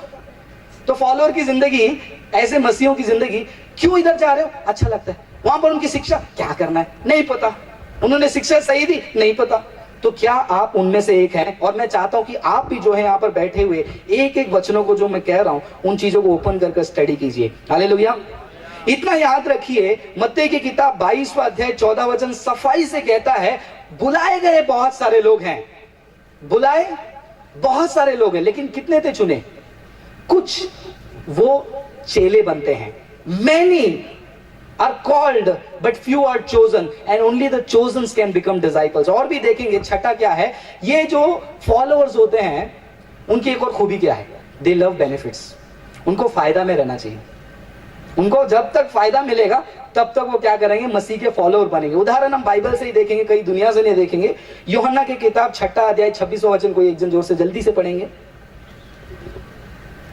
यूहन्ना 6 26। यीशु ने उन्हें उत्तर दिया, यीशु ने उनको उत्तर दिया, मैं तुमसे सच सच कहता हूँ, मैं तुमसे सच सच कहता हूं। इतना ध्यान दीजिए, जब यीशु मसीह और बाइबल में कभी भी एक शब्द को 2 बार दोहराया जाता है, बाइबल में बहुत बार आपने देखा होगा ना, मैं तुमसे सच सच कहता हूं, मैं तुमसे आई से verily verily I say to you. जब एक शब्द को 2 बार रिपीट किया जाता है, वहां पर उसमें बहुत ज्यादा जोर देकर लोगों का ध्यान आकर्षित करने के लिए वो बात कही जाती है। तो यहां पर यीशु मसीह बार बार एक शब्द को दोहराकर वो कहते हैं कि मैं तुमसे सच सच कहता हूं, ध्यान से सुनो। I say to you emphatically, listen what do I say. क्या कहते हैं यीशु मसीह? तुम मुझे इसलिए नहीं ढूंढते हो, तुम मुझे इसलिए नहीं ढूंढते हो। यीशु मसीह उन लोगों से बात कर रहे हैं जो यीशु मसीह को ढूंढ कर आए थे। ये यूहन्ना का किताब 6 अध्याय पढ़कर देखेंगे, यीशु मसीह के पास आए थे। एक बार ऑलरेडी यीशु मसीह के पास वो भीड़ गई थी, वहां पर यीशु मसीह की शिक्षा को सुना, चमत्कार को देखा, फिर से पता चला यीशु मसीह आ रहे हैं, तो फिर से यीशु मसीह को मिलने आए। यीशु मसीह अब की बार उनको देखकर क्या कह रहे हैं? तुम मुझे इसलिए नहीं ढूंढते हो तुम मुझे इसलिए नहीं ढूंढते हो, तुमने आश्चर्य कर्म देखे, तुमने आश्चर्य कर्म देखा और बोला कि अरे मसीहा आया है, ये हमारा मसीहा है, ये हमारा उद्धार करता है, दाऊद का बेटा ये है, जिसकी भविष्यवाणी पुराने नियम में वो ये है, ये वो खुदा है जो मुझे मुक्ति दे सकता है, ये वो मसीहा है जो मुझे आजाद कर सकता है। तुम ये सारे चिन्ह को, ये सारे साइंस और वंडर्स को देखकर मेरे पास नहीं आते हो। मैं सच सच कहता हूं। और यही शब्द आज कलीसिया में यीशु मसीह सबको देकर नहीं बल्कि कुछ को, बहुतों को देखकर कह रहे हैं कि मैं सच सच कहता हूं। बहुत सारे ईसाई या फिर बहुत सारे फॉलोअर्स ऑफ क्रिश्चियनिटी वो इसीलिए नहीं आए कि उनके जीवन में परमेश्वर का महान कार्य हुआ, बल्कि परंतु इसलिए आए तुम रोटियां खाकर तृप्त हुए। तुमको रोटी मिला और तुम तृप्त हुए। मैं परमेश्वर में आने से पहले बहुत परेशान रहता था, अब मैं परमेश्वर में आ गया तो मेरा धंधा व्यापार बेटर हो गया। पुणे में हम लोग क्रिसमस का रैली कर रहे थे और रैली खत्म होने के बाद शाम को मैं कुछ लोगों को स्नैक्स खिलाने के लिए एक वड़ा पाव स्टॉल में गया। उनको बोला कि भैया 40 वड़ा पाव जो पार्सल कर दो। तो जब उनसे बात हो रही थी, वो वड़ा पाव वाले को भी मैंने एक पर्ची दिया, गॉस्पेल का पर्ची दिया, इसको पढ़ लीजिए, क्योंकि मेरा आदत होता है कभी भी मैं जाता हूं तो ट्रैक्स को लेकर हाथ में रखता हूं और लोगों को यीशु मसीह के बारे में बोलने की कोशिश करता हूं। तो उसको मैंने जैसे ही पर्ची आगे दिया, उसने पूछा क्या है इसमें? तो मैंने बोला कि दादा इसमें यीशु मसीह के बारे में लिखा है, आपकी जिंदगी बदल सकती है, आप पढ़कर देखिए, टाइम मिलेगा तो 2 मिनट पढ़ लीजिए, यीशु आपके जीवन को बदलेंगे। तो उन्होंने बोला मैं भी जाता हूँ प्रार्थना सभा में। बोला अच्छी बात है, कहाँ जाते हो? वो जगह का याद नहीं आ रहा है नाम, सेवक कौन, वो नाम मुझे याद नहीं आ रहा है। गाड़ी के कोने से, हाथ गाड़ी थी, कोने में से उन्होंने एक तेल का डब्बा निकाल के मुझे दिखाया, मैं इधर जाता हूं। पहचान देखा प्रार्थना में जाने का, सभा का नाम नहीं पता, सेवक का नाम नहीं पता, क्या करने जा रहे नहीं पता। मैं भी प्रार्थना सभा में जाता हूं, उसका चिन्ह क्या है? मेरी जिंदगी बदली वो नहीं, ये तेल का डब्बा उसका चिन्ह है। सोचो कितने दर्द वाली बात है। और ये बात है 25 दिसंबर की, जब हम बहुत सारे लोगों को सुसमाचार बताकर आ रहे थे और रास्ते में ये चीज जब मैंने देखा, मुझे बहुत बुरा लगा कि आज जो है मसीहत में ऐसे फॉलोअर्स बहुत हैं और ये फॉलोअर्स के लिए आपको शैतान को कोई प्रॉब्लम नहीं है। ये आएंगे हजारों में, जब छलनी में छला जाएगा कुछ गिने चुने रह जाएंगे, बाकी 900 950 कहीं और हवा में वो क्या हो जाएंगे, उड़ जाएंगे। इसीलिए शैतान को कोई फर्क नहीं पड़ता कि कितने लोग कलीसिया में आते हैं, शैतान को तब फर्क पड़ेगा जितने आए उसमें से चेले कितने बने। इसीलिए आप उन सभाओं को ढूंढकर मत भागो, उन सेवकों के पास मत भागो जहां पर ज्यादा भीड़ लगती है। इसका मतलब ये नहीं कह रहा हूं कि जहां भीड़ लगती है वो गलत प्रचारक ही होगा। मेरा कहने का मतलब है कि आज ज्यादातर लोगों का नजरिया ये हो गया है। ये फर्क को समझिए, नहीं तो आपको लगेगा यहां पर भी तो हजारों लोग आए हैं, तो क्या यहां भी सब झूठे लोग बैठे हैं? शैतान बहुत चालाक है, उससे भी ज्यादा चालाक आपको बनना है। आमीन। तो यहां पर ये जो फॉलोअर्स होते हैं क्रिश्चियनिटी के, वो क्या करते हैं? दे लव बेनिफिट्स। उनको अच्छा लगता है कि उनके जीवन में जब कार्य होगा। देखिए परमेश्वर का वचन कहता है कि सूरज का रोशनी सिर्फ धर्मी लोगों के ऊपर ही आएगा, बराबर नहीं ना? क्या कहा है बाइबल? धर्मी पे भी आएगा, बुरे व्यक्ति पर भी आएगा। बारिश किसके ऊपर बरसेगा? सिर्फ और सिर्फ उसी के ऊपर जिसने पाप नहीं किया। मतलब हम एक पर्सनलाइज क्लाउड लेके घुमाएंगे हमारे सर पे, एक बादल लेके घूमेंगे। मैं धर्मी हूं उसका पहचान है, मेरे सर के ऊपर एक बादल आ रहा है और वो मुझे भिगा रहा है, राइट? यही है ना? बाइबल कहती है कि वो सारी चीजें बुरे व्यक्ति को भी मिलेगा और अच्छे व्यक्ति को भी मिलेगा। क्या चंगाई बुरा व्यक्ति को भी मिल सकता है? हाँ। 5,000 लोगों ने रोटी खाई। क्या यीशु मसीह ने यह बोला जो कोई मन फिराकर मेरे ऊपर विश्वास करेगा उसका जीवन परिवर्तन होगा और अपने आप को क्रूस पे चढ़ा देगा और मेरे ही पीछे चलेगा? वही लोग आ गया, एक एक रोटी निकालो, बाकी सब चलो साइड में चलो। यीशु मसीह ने यह कहा। तो रोटी ढूंढकर आने वाले, चंगाई ढूंढकर आने वाले हर किसी को यीशु मसीह चंगाई दे सकता है। आमीन, हालेलुया। यीशु मसीह के नाम में सामर्थ है, वो आपको चंगा करेगा। यीशु मसीह के नाम में सामर्थ है, आपकी गरीबी को वो चाहे तो दूर करेगा, आपके व्यापार को बढ़ाएगा। जैसे मैंने कहा, वो विश्वास में नहीं है, वड़ा पाव वाला है। बोलते कि जब से मैं उधर जाके आया सब अच्छा हुआ। क्या अच्छा हुआ? मेरा वड़ा पाव का धंधा अच्छा हो गया। ऐसे गवाही बहुत सारे से सुनने को मिलती है, लेकिन ऐसे गवाही बहुत कम सुनने को मिलता है कि कोई ऐसा ठेला वाला रोड पे मिले, वो कहे कि मैं वो प्रार्थना सभा में गया था और वहां पर जो वचन बोला था उससे मेरा मन परिवर्तन हो गया। वड़ा पाव बेचते समय मैं लोगों से थोड़ा सा आटा कम कर देता था, वड़ा में आलू कम कर देता था, मुझे लगा गलत है और मैंने उसको सही कर दिया। यीशु मेरा खुदा है। ऐसे गवाही बहुत कम मिलते हैं। कलीसिया में गवाही का टाइम। मैं पहले दांत दर्द में बहुत परेशान रहती थी, मैं प्रार्थना में आई, इन्होंने मेरे लिए प्रार्थना किया, मेरा दांत दर्द दूर हो गया। यीशु मसीह की जय। अगला, मैं ना बहुत परेशान थी, मेरे पेट में दर्द होता था और यीशु मसीह से प्रार्थना किया, मेरा पेट दर्द दूर हो गया। अगला गवाही, हम रोड पे गाड़ी चलाते थे तो हमको माइलेज बहुत कम मिलता था, फिर हमने प्रार्थना किया तो परमेश्वर ने हमारा माइलेज 25 कर दिया। यीशु मसीह की जय। पहले हमको पढ़ाई अच्छे से नहीं आती थी, जब हमने प्रार्थना अच्छा किया तो प्रभु ने पढ़ाई अच्छी दी। Praise the Lord. बहुत अच्छी गवाही है, ये सारी गवाही में कोई प्रॉब्लम नहीं। लेकिन ये वो सारे क्राउड हैं जो रोटी और मछली मिलेगा। मैं गारंटी के साथ आपको बोलता हूं कि यीशु मसीह के पास जो भी आएगा उसको, अगर परमेश्वर की मर्जी है, ये पॉइंट को कभी नहीं भूलना, अगर परमेश्वर की मर्जी है, परमेश्वर खिलाना चाहते हैं, चंगाई करना चाहते हैं, वो करेंगे। लेकिन उसका और चेला बनने का कोई कनेक्शन नहीं है। यीशु मसीह के हाथ से चमत्कार के रूप में आने वाले रोटी को खाने वाला भी यीशु मसीह के लिए खड़ा नहीं हो पाया। तो एक सेवक के द्वारा बोले हुए भविष्यवाणी आपके जीवन में होकर, चंगाई होकर, आपको लगता है कि आप स्वर्ग में यीशु मसीह के पास जाएंगे। जब यीशु मसीह के सामने बैठकर यीशु मसीह के हाथ से निकली हुई टोकरी के रोटी खाकर उनकी जिंदगी नहीं बदली, क्या हमारा प्रचारक और famous pastor, famous evangelist, profit के कहने से आपकी जिंदगी बदलेगी? आप फॉलोवर जरूर बन सकते हैं, लेकिन चेला नहीं बन सकते।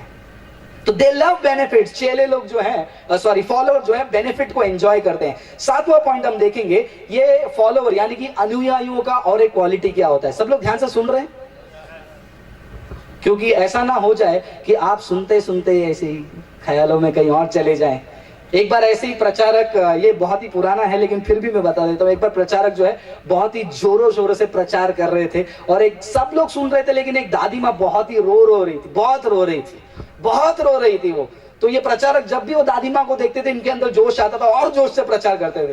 प्रार्थना खत्म होने के बाद दादी माँ को जाके पूछा, दादी माँ बहुत रो रहे थे, परमेश्वर ने आपसे बात किया क्या? परमेश्वर ने आपको एहसास दिलाया क्या? तो बोलते कि नहीं पास्टर, ऐसा कुछ नहीं है। एक्चुअली क्या है ना, मेरा एक बकरी घूम गया था और ये बकरी का एक ऐसा दाढ़ी था, जब आप ऐसे ऐसे करके प्रचार कर रहे थे मुझे मेरा बकरी का याद आया, तो सोचकर मैं रोने लग गई कि वो कहाँ गया, किसके घर पे मटन बन गया या मटन फ्राई बन गया। पास्टर उसके लिए प्रार्थना। तो बहुत सारे लोग प्रचार में ऐसे ही हो जाते हैं। मैं विश्वास करता हूं कि आप में से कोई मेरे चेहरे के आधार पर किसी को youth, don't be a booth for booth. जवानों, शैतानों के लिए भूत मत बन जाना। टेलीफोन बूथ आता ना, आपका जिंदगी को भूत मत बना देना। बी केयरफुल, क्योंकि परमेश्वर आपके हृदय को देख रहा है। तो ये जो 7वां जो पॉइंट है, पहला पॉइंट हमने देखा, फॉलोअर का जो विश्लेषण है वो क्या है, वो खुद के इच्छा के अनुसार अपने जिंदगी को रखेंगे। दूसरा, खुद के लिए शिक्षक चुनेंगे। आप बोलोगे तो खुद के लिए शिक्षक नहीं चुन सकते हैं क्या? उसके बारे में मैंने आपको जवाब दिया। आप शिक्षक चुनिए, लेकिन खुद के इच्छा के अनुसार नहीं। तीसरा पॉइंट क्या है? क्राइटेरिया उनके लालसा को सूट करने जैसा। आपको सेवक चुनना है वचन के आधार पर। उसके लिए वचन तो मालूम पड़ना चाहिए ना। तो वो पॉइंट जो है हम चेलों में आएंगे जब हम कवर करेंगे। आशा करता हूं वो कल चले जाएगा, क्योंकि मुझे नहीं लगता है कि अब हम कवर कर पाएंगे। और फिर हमने देखा कि उसका क्राइटेरिया होता है उसके अभिलाषा के अनुसार चुनना। चौथा, वो लोग जो हैं वो सुनना चाहते हैं, वो प्रचार करने वाले को वो चुनेंगे। जैसे मैंने आपको बताया, एक्साइटिंग, जवानों को मजा आता है यूट्यूब पे जाकर ऐसे कलरफुल चीजों को देखने के लिए। पांचवा, वो खुद के लिए एक अथॉरिटी रखना चाहते हैं, वो कहे तो होगा। अपना आइडेंटिटी, अपना पहचान मसीह में वो भूल जाते हैं। छठा, वो बेनिफिट के लिए आते हैं, सेल्फ सेटिस्फैक्शन, मुझे अच्छा लगा, खाकर तृप्त हुए। यीशु मसीह कहते हैं कि सच सच कहता हूं, और कलीसिया में भी आज सच सच चेलों की कमी और फॉलोअर्स की बढ़ोतरी बहुत ज्यादा है, बढ़ते जा रही है, बढ़ते जा रही है। मुझे खुशी नहीं होती। आप पूछोगे, बहुत सारे लोग मुझे पूछते हैं कि यार वो चर्च के बारे में देखो, वो सेवकाई के बारे में देखो, लोग भर कर आते, तुमको खुशी नहीं होती है क्या?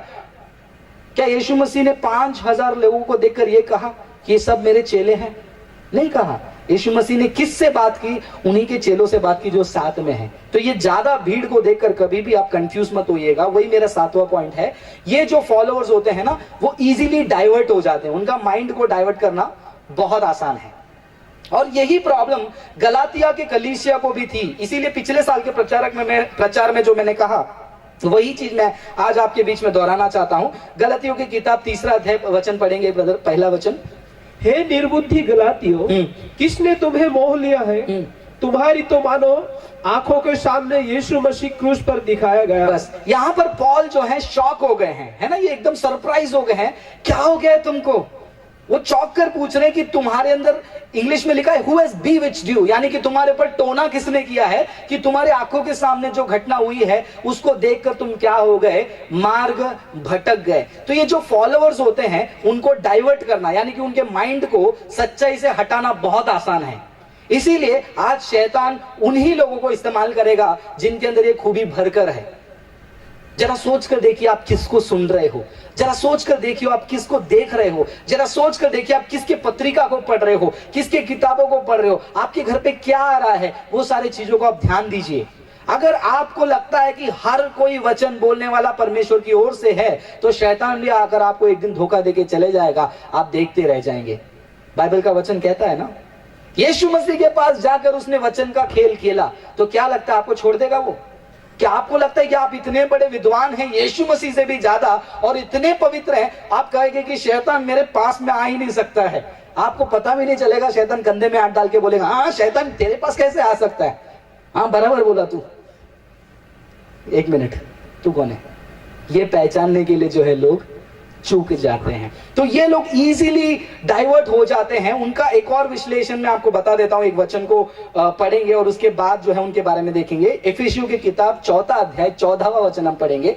ये पॉइंट्स को आप ध्यान से स्टडी कीजिए, क्योंकि ये स्टडी वाली पॉइंट्स है, मैं प्रचार में आपको बता रहा हूं। अगर एक एक पॉइंट को भी मैं समझाने जाऊं, एक पॉइंट के पीछे आधा घंटा 45 मिनट, तो 10 पॉइंट के पीछे समझ जाओ 5 घंटे का प्रचार सुनना पड़ेगा आपको। सुना दो 5 घंटे का प्रचार? वो देखो उधर से मुंडी ऐसे हिल गया, वाह। अगला 8वां पॉइंट उन्हीं लोगों के लिए जिन्होंने मुंडी लाया। रुक जाओ। 7वां पॉइंट पढ़िए। ताकि हम आगे को बालक न रहे, जो मनुष्य की ठग विद्या और चतुराई से, मनुष्य की ठग विद्या और चतुराई से वो क्या हो जाएंगे? उनके भ्रम की युक्तियों की ओर, उनके भ्रम की युक्तियों की ओर, और उपदेश के हर एक झोंके से उछाले और इधर उधर घुमाए जाते हो। उछाले जाएंगे और इधर उधर क्या करेंगे? घुमाए जाएंगे। आपने वो बॉल देखा है, जो रबर बॉल आता है, उसको ऐसे उछालते हैं, ऐसे फेंकते हैं। बहुत सारे विश्वासियों का जिंदगी वो रबर बॉल है, और वो उनका ओनर कौन है मालूम है? उनका प्रचारक, उनका फेवरेट प्रचारक। वो जिधर फेंकेगा उधर जाके गिरेगा, और जिधर जैसा उछालेगा। अब ये चीज आप बोलोगे कि किसके बारे में बोल रहे हो ब्रदर, मुझे समझ में नहीं आ रहा है। यहाँ पर एक के बारे में बात नहीं हो रही है, हमारे आत्मिक जीवन में जो हमें घिरे हुए बहुत सारी जो चीजें हैं, वो चीजों में आपको सावधान रहना है। अगर मैं एक के बारे में कह दूंगा, बोल दूंगा कि चलो इसके बारे में कह रहा हूं, लेकिन आत्मिक लड़ाई इतनी आसान नहीं है। आत्मिक लड़ाई उतना सिंपल नहीं है जितना हमको लगता है। आत्मिक लड़ाई बहुत ही भयंकर है। मुझे ये बात समझ में नहीं आता है कि लोग मसीहत के अंदर आने के बाद इतने चिल कैसे हो जाते हैं। चिल, रिलैक्स लाइफ ब्रो, कैसे हो जाते हैं इतना चिल? क्योंकि मसीहत में आने के बाद युद्ध शुरू होता है। बहुत सारे लोगों को लगता है कि मसीहत में आने के बाद युद्ध खत्म हो जाता है, सांसारिक युद्ध खत्म हो जाएगा। मसीहत में आने के बाद आत्मिक युद्ध शुरू हो जाएगा। अब ये आत्मिक युद्ध को हम कैसे लड़ते हैं वो हमको देखना है। इसीलिए मैं कह रहा हूं वो इजीली डाइवर्ट हो जाएंगे। प्रचारक ने कहा कि कैमरा को उस तरफ घुमाओ, हाय बोल दो। क्यों आए हो? अपना क्राउड दिखाने या प्रचार करने? और लोग भी क्या करते हैं, हाय। तमिलनाडु में एक और है, वो लड़की स्टेज पे जाती है, कैमरा लेती है, सेल्फी कैमरा शुरू करती है और ऐसे घुमाती है और बोलती है कि मैं अभी लाइव हूं हमारे लोगों के साथ, हाय बोल दो। लोग हाय बोल रहे हैं उसको। क्या मजाक बना है क्रिश्चियनिटी में। लोग उसको फॉलो कर रहे हैं क्योंकि वो चेले नहीं है, वो फॉलोअर हैं, उनको उस चीज में मजा आ रहा है। यहां पर खड़े होकर परमेश्वर के वचन को जो नहीं सिखाता है, जो अपनी बड़ाई करता है, उसके शिक्षा और उसके बातों में भी लोग फंस जाते हैं और वो कंफ्यूजन में भी नहीं जाते हैं, उनको मजा आता है। क्यों? वो गलत नहीं दिखता। क्यों गलत नहीं दिखता है? क्योंकि पांचवा पॉइंट, दूसरा पॉइंट और तीसरा पॉइंट आप याद रख लीजिए, उन्होंने खुद के लिए ऐसे लोगों को चुना है। वो डर चला गया। पुराने नियम में जब भी परमेश्वर की उपस्थिति आती थी, लोगों का हालत क्या होता था पता है? कांपते थे, गिड़गिड़ाते थे। लेकिन आज परमेश्वर की उपस्थिति में इतना बिंदास, स्टेज पे इतना बिंदास, बिल्कुल डर नहीं। कहां गया वो डर परमेश्वर का? क्या हमारा परमेश्वर पुराने नियम में बहुत ही भयंकर था और नए नियम में आकर जॉनी जॉनी यस पापा वो वाले गॉड बन गए क्या? He is the same revengeful God of the Old Testament, और वही गॉड है न्यू टेस्टामेंट में। यीशु मसीह को गलत नजरिए से लोग देख रहे हैं। यीशु मसीह को बहुत ही आज प्रॉब्लम क्या है बताऊं मसीहत में? क्यों फॉलोअर्स बनते जा रहे हैं? क्योंकि यीशु मसीह को और खुदा को एकदम सॉफ्ट चलता है, वैसा टाइप का गॉड बना दिया है। पुराने नियम में नहीं। पुराने नियम का गॉड बहुत भयंकर है, नए नियम का गॉड बहुत ही प्यारा है। बहुत सारे लोगों के अंदर आ गए दिमाग में। आप जरा सोच कर देखिए, हमारा खुदा कल, आज और कभी भी नहीं बदलता है। वो वही परमेश्वर है जिसने क्रोध में पृथ्वी को फाड़कर उन विरोध करने वाले को ढसा दिया था। वो वही परमेश्वर है जो आकाश से अग्नि उतारता है। वो वही परमेश्वर है जो वो कोरा के जो है घर वाले, उनको पनिश किया, उनके तंबू में आग उतरी, है ना? वो वही परमेश्वर है। लेकिन वो परमेश्वर के प्रति जो भय, डर आज कलीसिया में, आज ये पुलपिट से चली गई। इसीलिए पुलपिट एंटरटेनमेंट का प्लेटफॉर्म बन गया और कलीसिया क्लब और पब बन गई। क्यों? क्योंकि ये क्या करते हैं, मनुष्य की ये सारी बातों से, चतुर्विद्या से, ऐसी चिकनी चुपड़ी बातों से वो क्या करते हैं, यहां वहां झोंके जाते हैं, इजीली डाइवर्ट हो जाते हैं। फेसबुक पे जाओ तो ऐसे लोग बहुत मिलेंगे। कल एक चीज मैंने देखा, उसमें एक यीशु मसीह का फोटो बना है, रियल वाला नहीं, पिक्चर वाला। बाजू में एक शैतान का फोटो, लाल सिंह वाला। उस फोटो के नीचे लिखा है, मेरे बच्चे आमेन टाइप करेंगे। बाजू वाले फोटो में लिखा है, मेरे बच्चे आमेन टाइप नहीं करेंगे और ऊपर कर देंगे। मैंने कमेंट ओपन करके देखा, बहुत सारे लोग आमेन आमेन आमेन लिखे हुए। आपके व्हाट्सएप पे भी आपको आता होगा, ये वचन को पढ़कर 10 लोगों में बांटिए, आज परमेश्वर आपके जीवन में नया काम करेगा। ले कॉपी किया, 10 लोगों को मैंने बांट दिया व्हाट्सएप पे। इजी, एकदम आसान हो गया है शैतान को आज लोगों को भरमाने के लिए, क्योंकि वो क्रिश्चियंस तो हैं लेकिन चेले नहीं हैं, फॉलोअर हैं। वो फॉलोअर की जिंदगी ऐसी होती है। वो क्या करते हैं, कोई भी शिक्षा से यहां वहां टॉस किए जाते हैं। जब मैंने आपको कहा कि सेवक की परछाई जिन लोगों के ऊपर पड़ेगी उनको आशीष आएगा, कितने लोगों ने भरोसा किया इस बात को? हाथ उठा के बताइए, कितने लोगों ने भरोसा किया? आपने नहीं किया। कितने लोगों ने नहीं किया भरोसा इस बात को? मतलब मैंने जो बोला कि सेवक की परछाई लोगों पर गिरते ही आशीष आएगी, ये बात को मैंने बोला तो कितने लोगों ने भरोसा किया कि हाँ ऐसा हो सकता है? किसी ने नहीं किया ना, किसी ने नहीं किया। क्यों नहीं किया? क्यों नहीं किया? क्योंकि आपको वैसे कन्विंस करने जैसा प्रचार अभी तक हुआ नहीं है। जब आपको वैसा कन्विंस करने जैसा प्रचार हो जाएगा, आप उस बहकावे में चले जाएंगे। पॉइंट को समझिए। अब तो जरा सोचिए, राकेश पास्टर ने फ्रांसिस ब्रदर को बुलाया है, ये सारे सेवकों ने बुलाया है, तो मतलब अच्छे को बुलाया रहेगा। अब ये बोल रहे हैं तो चलो जो भी बोल रहे हैं वो सच हो सकता है। माइंड ऐसे काम करता है। ऐसा भी हो सकता है ये अच्छे हैं, इन्होंने किसी को अच्छा समझ के बुलाया और वो गलत प्रचार कर रहा है, लेकिन आपका सोच ये अच्छे हैं, अच्छे को बुलाया होगा और अच्छा बोला होगा। इसमें फंसने वाले बहुत मसीह हैं। ये फॉलोअर हैं, ये डिसाइपल नहीं है। डिसाइपल क्या करता है, चेला क्या करता है, वो कल मैं आपको बताऊंगा। तो जो कल नहीं आना चाहते हैं तो जरा सोच लीजिए आप क्या मिस करने वाले हैं। आप पता तो कर लिए कि फॉलोवर की जिंदगी क्या होती है, अब चेले की जिंदगी क्या है, वो कल जरूर आप देखने के लिए आ सकते हैं। तो वो लोग क्या करते हैं, इन बातों में यहां वहां गलत शिक्षाओं में उठाए फेंके जाते हैं। अब एक छोटा सा और उदाहरण बताता हूं। गवाही देने का पैसा लगता है क्या? नहीं ना। पूना में एक चर्च है, उनका एक मैगजीन छपता है, उसमें लोगों की गवाही आती है। अगर आपकी गवाही को उस मैगजीन में डालना है, फ्रंट पेज में अलग पैसा, अंदर अलग पैसा, 3,000 4,000 ऐसा पैसा देकर आपको गवाही छपाना है। और गवाही तब तक नहीं छपेगी जब तक आपका गवाही में मसाला नहीं है। मैं एक घोर पापी था, यीशु मसीह ने मुझे जीवित किया, यीशु मसीह ने मुझे नया जिंदगी दिया। मजा नहीं आया। मैं पहले एक ऐसे परिवार में आता था, मैं पहले गुटखा को पानी में मिक्स करके पीता था, एक बार मैंने ऐसे ही पिया। तो ऐसे मसालेदार गवाही सुनने के लिए लोग वो किताब को पढ़ते। इसीलिए मैंने बोला ये लोगों का जिंदगी नहीं बदला, खाली जगह बदला है। दुनिया के लोग ऐसे चुटकुले पेपर में पढ़ते हैं, आज मसीह लोग ऐसे चुटकुले गवाहियों की किताब में पढ़ते हैं। मैं गवाही का मजाक नहीं उड़ा रहा हूं, लेकिन उनका सोच वैसा बन गया है। तो ये लोग क्या करते हैं, इन चीजों में भटक जाते हैं। इसीलिए उनको बोलो कि आप 1,000 रुपया दोगे तो परमेश्वर आपको आशीष करेगा। कितने लोग इस बात को मानते हैं?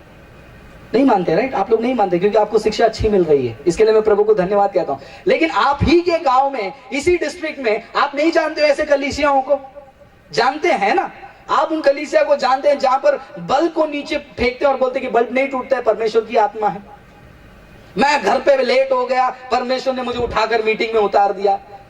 ऐसे नौटंकी टाइप के प्रचार आप ही के डिस्ट्रिक्ट में सुनाने वाले लोग हैं और सुनने वाले भी लोग हैं। क्यों? क्योंकि फॉलोअर्स। अब ये मत सोचना कि हम नहीं है तो हम फॉलोअर्स नहीं है, हम डिसाइपल हैं। चांस कर देखिए 10 में से कहीं ना कहीं हम एक ना रह जाएं। हम और 3 पॉइंट को फटाफट देखेंगे, फिर प्रार्थना करके समाप्त करेंगे।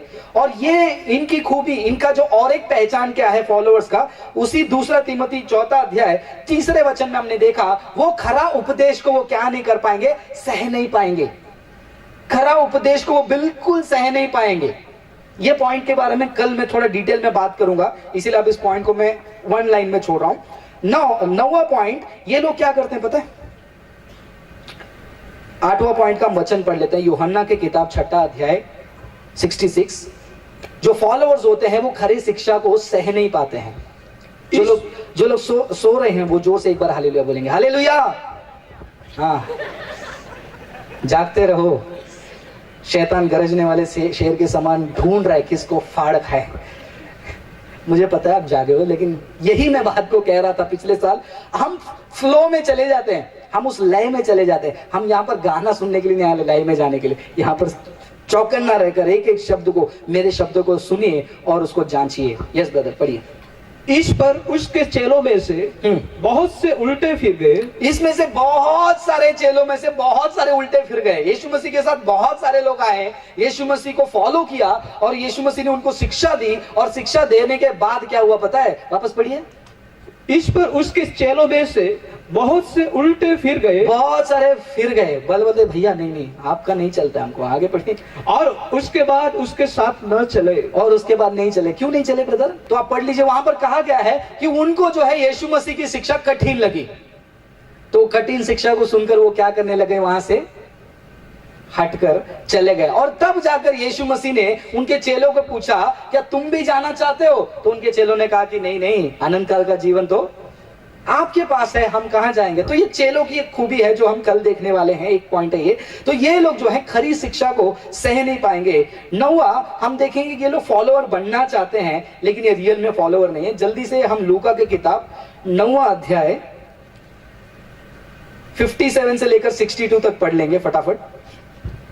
जब वे मार्ग में जा रहे थे तो किसी ने उससे कहा, जहां जहां तू जाएगा मैं तेरे पीछे हो लूंगा।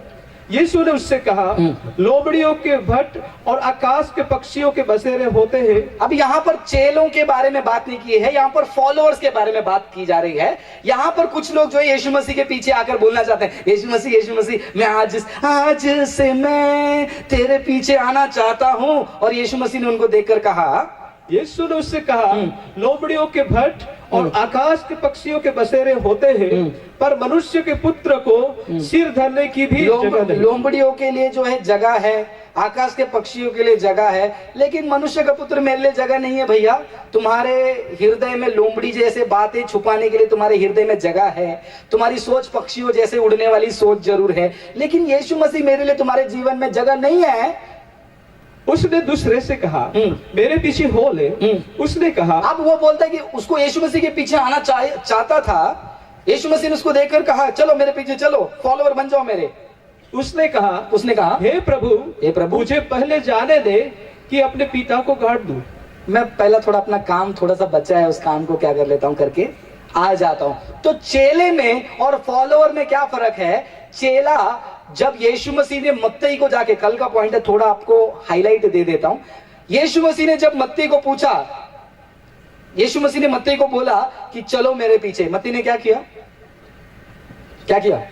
यीशु मसीह 1 मिनट मेरे पास चिल्लर जितना उसको गिन कर थोड़ा मैं अपना डब्बे में जमा करके आता हूं, ऐसा बोला क्या?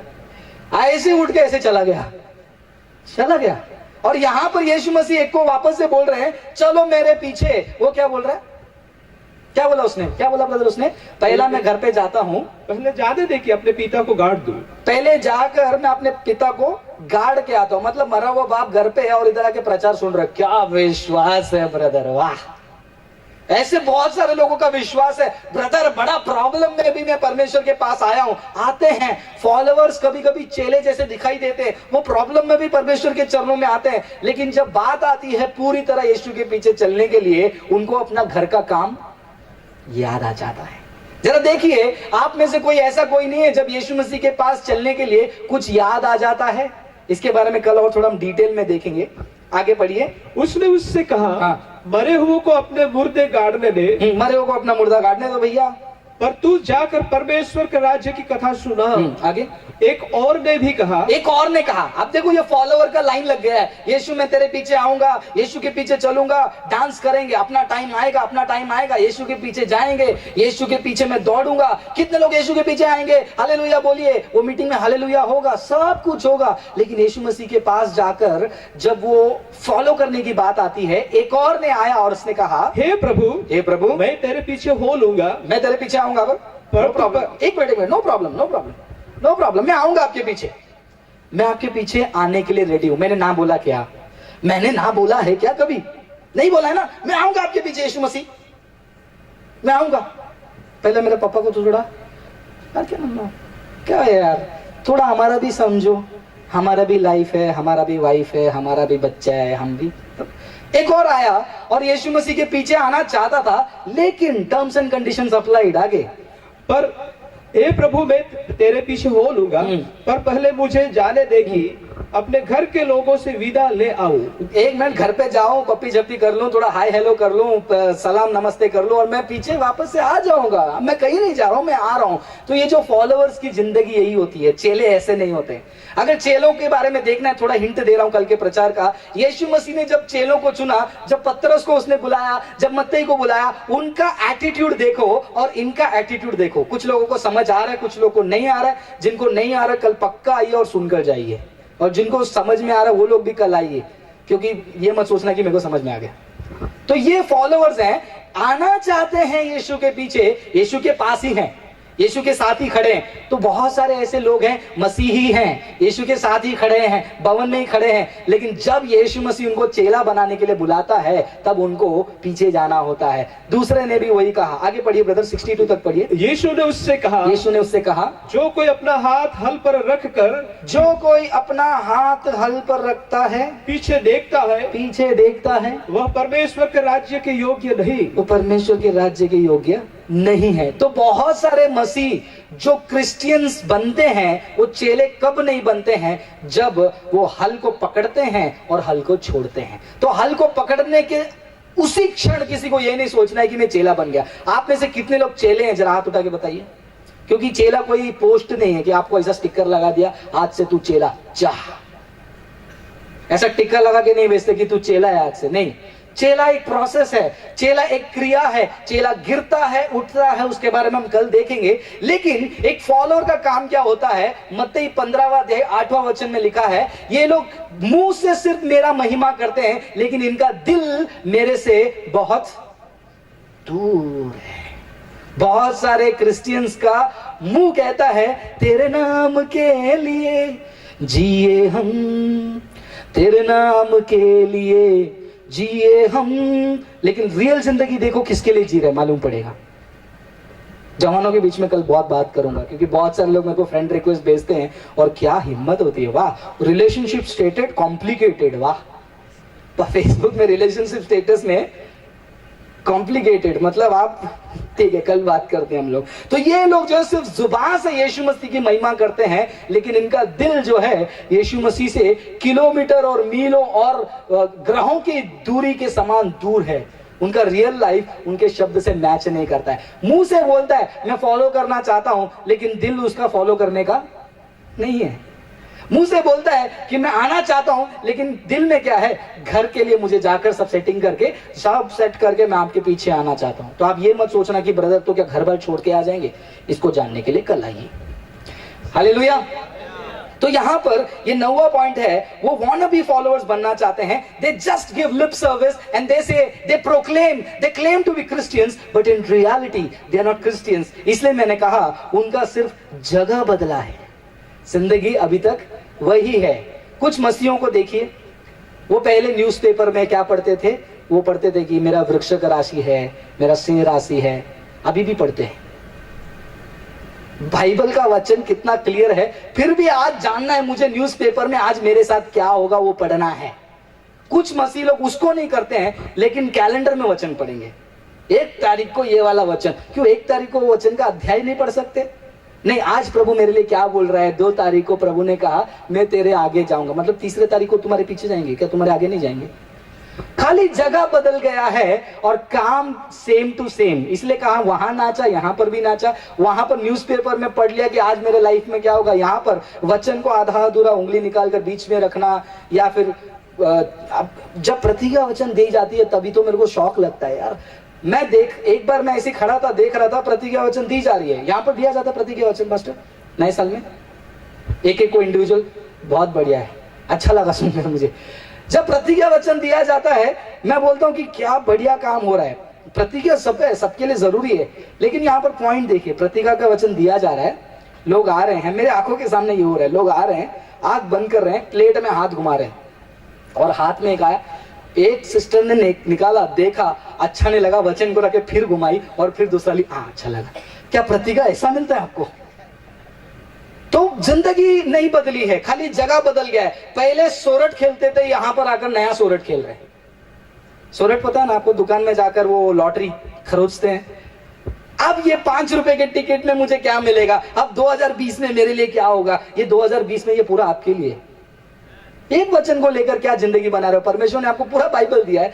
चेले की जिंदगी कैसे होती है वो कल देखेंगे। वो एक चीज को लेकर अपने आप को सेटिस्फाई नहीं करेगा। कुछ लोगों को बुरा लगा, पर वचन का, परमेश्वर का वचन ऐसा ही है। तो लिप सर्विस उनके जीवन में बदलावट नहीं आती है। और लास्ट पॉइंट देखकर हम प्रार्थना करने जा रहे हैं, उनके जीवन में एक दबाव नहीं होता है।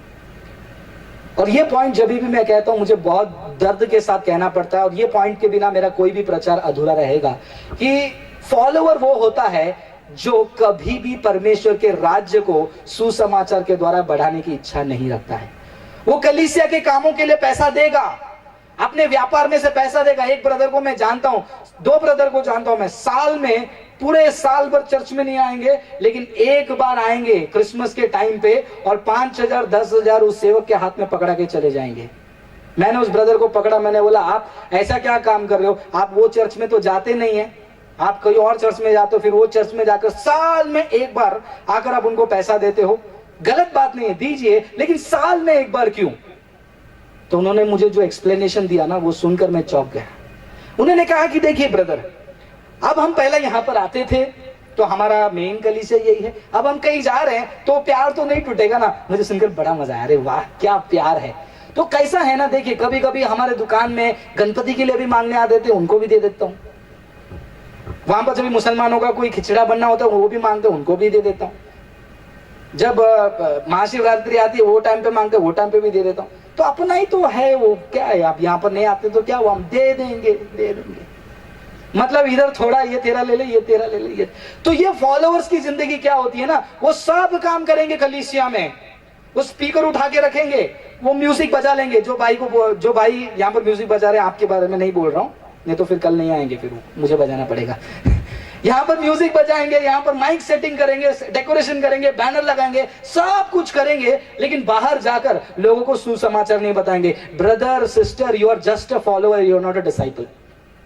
आप कोई भी काम कलीसिया में कर लो, लेकिन आप बाहर जाकर लोगों को यीशु के बारे में नहीं बोलते हो, सुसमाचार नहीं बांट रहे हो, आप फॉलोअर हैं, आप चेले नहीं हैं। आपका हर काम को प्रभु आदर करेगा, लेकिन वो काम परमेश्वर की नजरों में उतना बहुमूल्य नहीं है जितना आप बाहर जाकर लोगों को यीशु मसीह के सुसमाचार को बोलते हैं। यहाँ पर बैठे हुए कितने लोग हैं, क्या 100% लोग कह सकते हैं कि हाँ ब्रदर, मैं जब भी जाता हूं, सड़क पे, काम में, जहां पर भी जाता हूं, मैं लोगों को यीशु मसीह के बारे में बताता हूं? फॉलोवर वो कर नहीं पाता है। क्यों? टाइम नहीं है। हमारा 9 to 6 का जॉब है ब्रदर, कॉलेज जाती हूँ ब्रदर, कॉलेज जाता हूँ ब्रदर, टाइम नहीं मिलता है। इतना पढ़ाई है, इतना मालिक चिल्लाता है, गाड़ी चलाना होता है, किधर मौका मिलता है? मुझे टाइम नहीं मिलता है, मेरे घर पे बच्चों को संभालना होता है। इवेंजलिज्म में वो बिल्कुल नहीं रहेगा। अगर आप अभी तक इवेंजलिज्म में नहीं है, अभी तक आप चेले नहीं बने हैं, क्योंकि 28वां अध्याय 19वां वचन क्या कहता है? तुम जाकर सभी जाति के लोगों को क्या बनाओ? चेला बनाओ।